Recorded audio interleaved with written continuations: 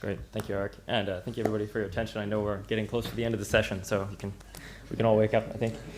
But really interesting talks leading up, and it's really cool to see the connections to stuff I've been working on and not really realizing there's a community around this. So you'll see some of those connections come up.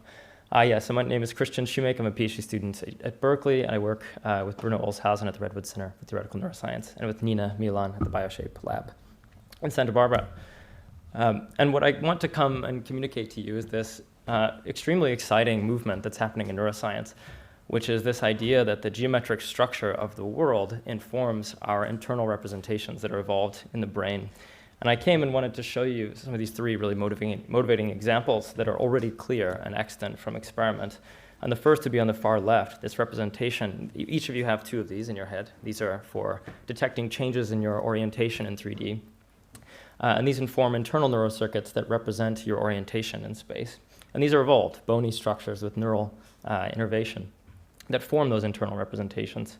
And second, we have things like the fruit fly head direction circuit, which is sort of an attractor neural network of interacting recurrent connections, which form a bump of activity that represent the animal's belief of its location in space. And finally, that of the grid cell firing pattern, which is found in mice when representing spatial position. And so I wanted to sort of impress upon you that these are sort of evolved equivariant representations we find in nature. And the purpose of today's talk is to try and talk about how we can extend this sort of geometric program to thinking about problems in vision. So first, I just want to motivate this idea of these equivariant neural representations through dynamics. So here we have Drosophila on an air-supported ball, and the fruit fly is going to be changing its orientation in space, and you'll see calcium imaging of neural activity above, corresponding to its changes in position. So this bump in activity can be seen to correspond to its update in its orientation, but it's actually not a feed-forward sort of direct computation of its position, but rather formed through inference, because it can be fooled with changes of the visual stimuli or changes in motor afferents. So this is like a synthetic internal representation of where it is in space, its belief about where it is in space.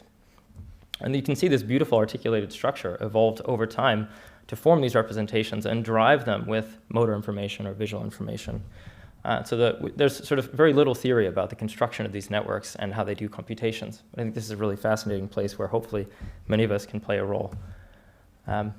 So I guess what I want to stress is that if the goal of representation is to build world models to guide action, then world structure should inform our search for representational structure. And if many world states are structured by group actions, then we should think about how to incorporate that into our models. And finally, that world states are inferred from sense data. They're not computed directly. We have to use our prior knowledge to fuse that information. So the program is sort of the following. So first, we need to identify the geometric structure in a given task that animals are evolved to represent. And then second, we can construct neural models, for example, like these geometric models of visual cortex that represent those structures. And finally, we can use those to understand brains and understand neural recordings and generate novel learning algorithms. But so far, we've been impeded in doing this in vision. And my argument is that it's because we don't understand the sort of geometric structure of visual scenes and how to compose these together into neural structures. And we're not going to solve it today, but maybe you can hear about how we're trying to go about that. So what is the structure of the space of natural scenes? So first, obviously, because we're here talking about this, there's the structure of group actions. So I can have actions on wholes, or the actions on the whole scene, or maybe actions on the domain of a function, if you like, where everything transforms. And you can see this factorization that you all are solving by looking at this object. You know what it is independently from where it is, and you've bound these together. But what if I talk about these actions on the components of an object?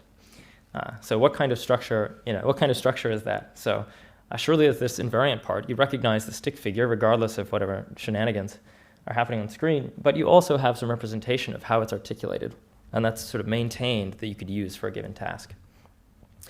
So perhaps somehow we're forming this kind of hierarchical decomposition of the scene into what the objects are and where they are in a scene, but further that this is compatible across the hierarchy. So we have transformations that occur across the hierarchy to the parts.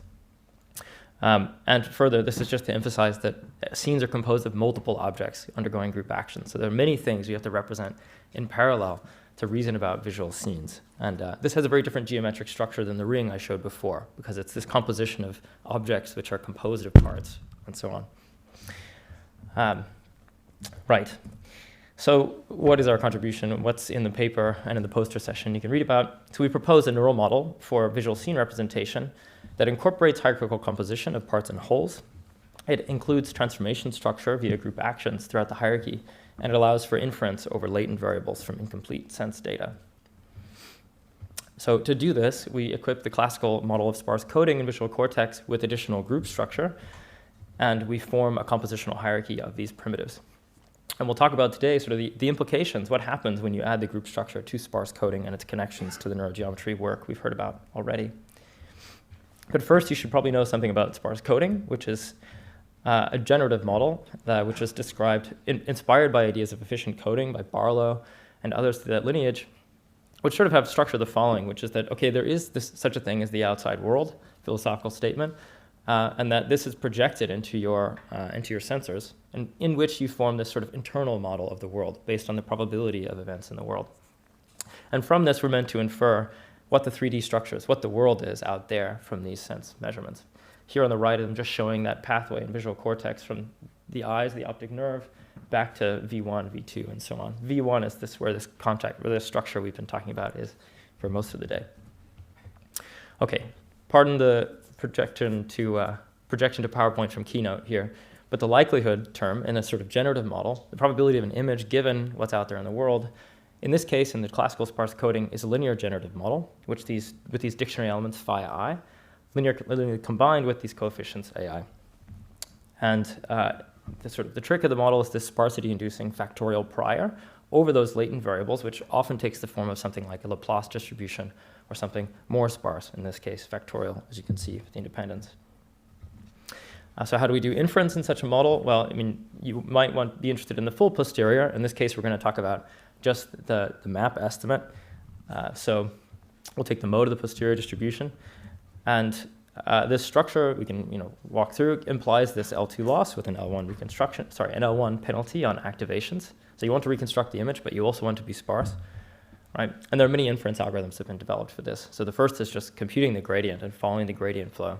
And this will have this sort of gram matrix term between your dictionary elements. They're called the phis. But actually all these elements have that in common.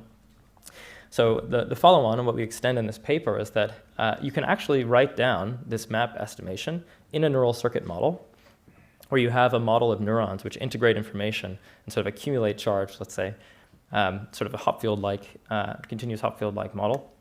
And this is called the locally competitive algorithm developed by Chris Rosell. And what you have is sort of the dynamics, this coupled differential equation where the UIs represent the neural state and the AIs represent the activations, which are related through a nonlinearity clipped off on the bottom right. And what you see is it's comprised of three terms, which is sort of the neural leak term, which has to do with like charge that exits the cell intrinsically, these lateral interactions, which are couplings between neurons in a layer, and this similarity term, or the driving term, from the input stimulus. And those lateral interactions end up having a lot of structure and give rise to these interesting properties of the explaining away that you see in these Bayesian models. But I'm just going to emphasize that a given ij component of this G matrix, the coupling matrix between neurons, has to do with the inner product between the dictionary elements in your sparse coding dictionary. Okay, so on the left, you're seeing now, if you ignore everything except for the top left, you'll see a receptive field that's been computed from images in brains. So this is a measurement that's made from visual cortex where you average over many, many samples and you can compute the linear response properties of a neuron. And you see you recover this sort of classical Gabor receptive field. And these are the functions you learn through dictionary learning with something like sparse coding. So you have these Gabor functions of different positions, orientations, what have you. And I want to mention that sort of it's not only that we see similar receptive field structures, but also that if you look at neural activity in V1, it is sparse when shown natural scenes, and not necessarily so when shown unnatural scene statistics, further toward this Bayesian inference idea. Okay, so let's get into how this becomes equivariant and what we can do with it. So the first question to ask is how does this animation work? Is what happens when we take a sparse coding model like before and now act on objects with transformations in the world? So on the top, you see the activations of these dictionary elements, which are unordered. It's a collection, it's a set of dictionary elements. And on the bottom, you see what happens if you reorder them according to their spatial tiling, for example. And so the idea is that you can recover something about the position of the object from the activations if you just know the topological structure of the activations. And you can see this is already clear. It's extant in visual cortex. If you look at orientation columns, you have retinotopy, which is that you have this sort of translation, this repeated pattern of these tilings, but also these changes in orientation as you move across cortex. So it's natural to expect they should be there. It's still interesting that these symmetries arise from just solving this sparse recovery problem on natural image patches. So why is it that you recover this kind of symmetric solution in the first place? So here's sort of an opening to how we construct such a model, which is, let's consider the case where dictionary elements tile a manifold with Lie group structure. So I've got some budget of dictionary elements, maybe K or D dictionary elements, and each of them will be generated from the following form. So I have some mother wavelet, phi E, let's say, and I can act on that mother wavelet with some group action. And I can write down my generative model now as this linear combination of functions phi of G, which tile that structure. So visually, you can see maybe the group of translation or rotation, or more interesting structures like changes in color or phase or scale, not given by this form, but something more general. So maybe in one figure, what is equivariant sparse coding? Well, if we were to take an input image and we do traditional sparse coding, we'll get our activations of our Gabors. They're sparse. However, when we transform the image with some group action, it's unclear how the new representation relates to the old one. So equivariant sparse coding makes this explicit. And it says that if I want to represent this object, then this is my decomposition on the manifold on which dictionary elements lie. I now have like a scalar field over this structure. And in fact, my coefficients transform under group actions of this scalar field. So it's kind of nice. Okay.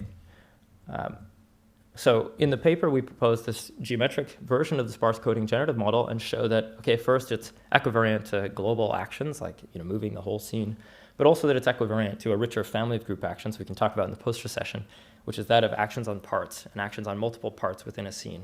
So you can write down that structure.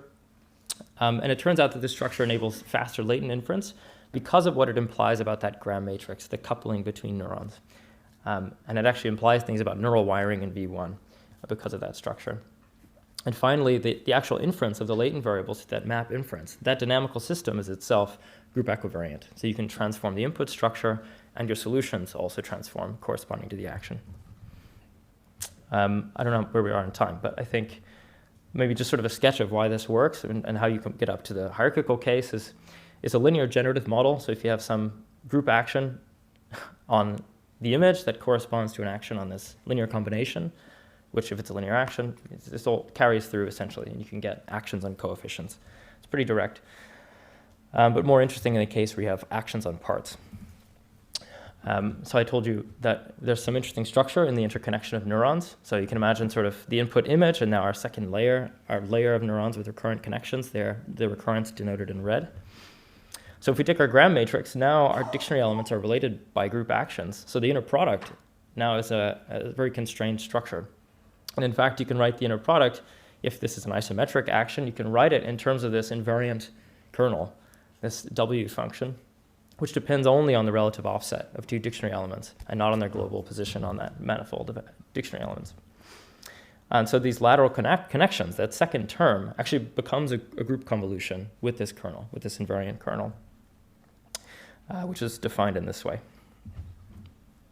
And so we can actually write down the LCA dynamics in this new form, which is this nice differential equation over this manifold, over the group. And interestingly, this also has connections to the form that you see, or you've seen in maybe previous talks today, these integral differential equations, and also related to these dynamic neural field models. So it's kind of interesting that you take a sparse coding model and write it down in terms of this structure, and out comes sort of a dynamic neural field that gives you sparse solutions over this structure. And third, I've told you the inference dynamics are equivariant, and what I mean by that is if you write down the differential equation, the solution of the differential equation for a given image under some group action, then that corresponds to transforming your solution by the group action. And we can make this more explicit during the poster session. I realize I'm rushing. Okay, so maybe we can visualize computationally how this works. So if we take the manifold of translation and we apply this to our group elements, then we can take scenes, little toy scenes, let's say of single Gabors or multiple Gabor objects, anything can be written down as a linear combination of Gabors per the generative model. So this isn't much different than natural images would be the sort of the claim from the generative model side. Obviously, there's more structure there. But you can see that, okay, the input representations, the representations of the input, one, are sparse in the sort of V1 layer, if you like. Two, that they're equivariant. And three, that we can use it as a generative model. We can now reconstruct images from this scheme. Right. So you can also do this for things like the roto-translation group. So I have multiple composite objects undergoing translations and roto-translation. So on the top, you have your input stimulus and sort of ground truth action parameters on each of these objects. And on the bottom right, you see the inferred coefficients, these sparse coefficients over that structure, and how they evolve in time. Okay, so how do we make this model hierarchical? I don't have time to really get into this, but please let's chat in the poster session. But the idea is that any object out in the world is some combination of lower level parts under group actions. So maybe make that assertion. And if you do that, then you can now describe a dictionary element in the second layer as a composition of parts, this combination of parts from the layer below. And if you inherit that group structure, then now you can act on coefficients in the higher layer, and that coordinates motion of coefficients in the lower layer. So you have these sort of coupled PDEs, if you like, between these two layers with this group equivariance property and sparseness. And this is doing Bayesian inference. It's a latent variable model. Just checking if you're awake. Okay. And then so this induces a loss function. We can write down this loss function corresponding to our generative model in the prior. And we can write down a way to, I've told you about these coupled differential equations. We can write down their coupling. Notably, this sort of, I don't know if you're familiar with Lee and Mumford, they have this interesting way of describing the way in which information cascades between layers and cortex, and this is absolutely mirrored in this structure. So each of the layers hands up information about, let's say, the underlying state, its current state, and passes down information about the prediction of the state below. And so this coupling and running these differential equations simultaneously does this kind of simultaneous bottom-up, top-down inference as seen and implicated in a lot of perceptual inference in visual cortex. Okay, so just showing you the hierarchical case and what I think is a little more interesting. Okay, we have the picture from before with the sparse variables transforming undergroup actions, each with their own transformations. But you can actually see in the second layer, we've extracted out this object, this primitive. So we know what the object is because there's activation in that layer. But also, too, we know where it is. We know its pose because of its activation on that manifold. And likewise, we have the same for the other object. We know there are two of them, so we're doing this in parallel. And also, interestingly, we're not seeing confounding activations in the first component of this layer because there's explaining away between the two layers. This is sort of the Bayesian explaining away, like the J-Pearl idea. So it gives you this nice segregation of objects at different layers. And from this, you can reconstruct your input image. Okay, so, I guess the idea would be to continue extending this by including learning the dictionary elements themselves from data, like driven by natural image statistics. What I've shown you here is constructed, it's synthetic, but we're working on learning those from data itself. Learning in that hierarchical model, also expanding the family of group actions beyond just things like roto-translation and scale, but also perhaps even allowing ourselves to learn those group structures from data, again, from the symmetries in the world. And so maybe just an interesting connection that I'll draw, I think is shown in the next slide, is that obviously this relates to the work on V1 neurogeometry by some pictured here. And I guess interestingly enough, what I want to point out is that this model comes about from the decision to construct, how should I construct a PDE which has the following properties, maybe the Subramanian anisotropic diffusion, that give me things like contour completion. And what we hope to see in this model is that by incorporating a second layer, then you get contour completion from efficient coding principles. So you should see the emergence of something like contour completion from probable combinations of lower level parts. And so we're very eager to compare and make comparisons to the kinds of association field structures, the kinds of dynamics you get in these cases versus in these learned models and how those relate, tell you about natural image statistics. And of course, related to previous work in the lab, which first thought about incorporating manifold structure into dictionary elements in sparse coding, and also clearly related to and using many of the machinery from the Amsterdam crew, the Amsterdam Mafia. Great. So thank you all so much for your time and attention. If you'd like to chat about the paper, please come find me. Or if you'd like to chat about NeurReps, the workshop, I happily will take any questions on that too. So thank you all for your time and attention, and please, with any questions.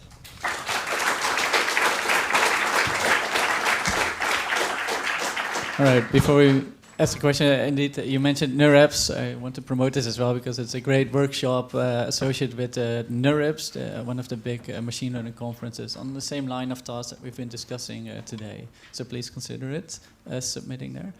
Are there any questions from the audience?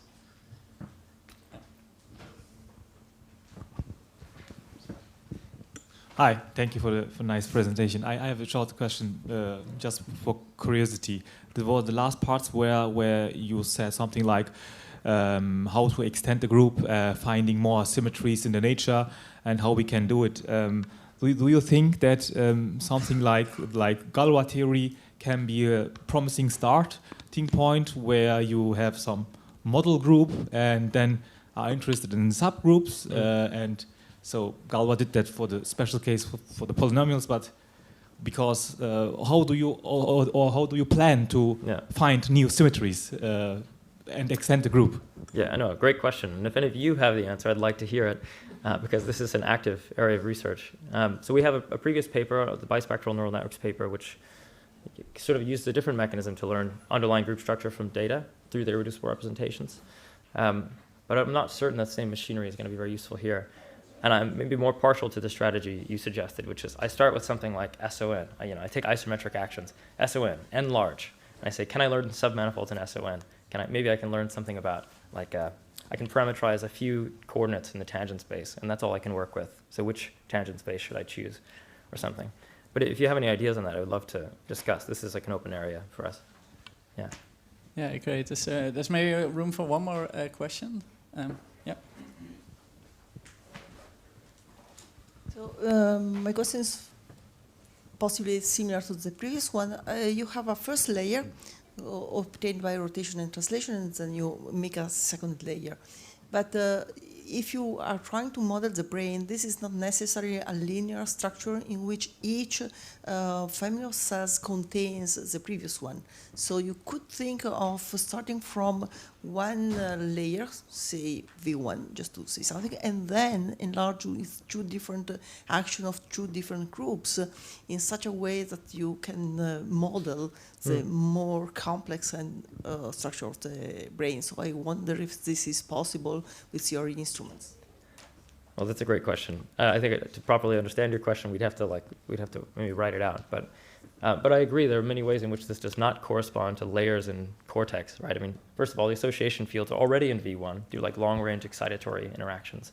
So maybe there's a dual version of a hierarchical model where instead those connections are pushed into the first layer because they're so common that you can embed that wiring in the neural substrate sooner. But to your question about, how do you construct the layers such that it represents something in the brain? I mean, this is an open question. So, yeah, but I would love to chat afterward if you have time. All right. Yeah, this is great. Yeah, I'm seeing a lot of interest on all of these talks so far, and we have to conclude this session for now. But there will be plenty of more room to ask each other's questions and look out for each other. So I want to thank one more time the speakers of today.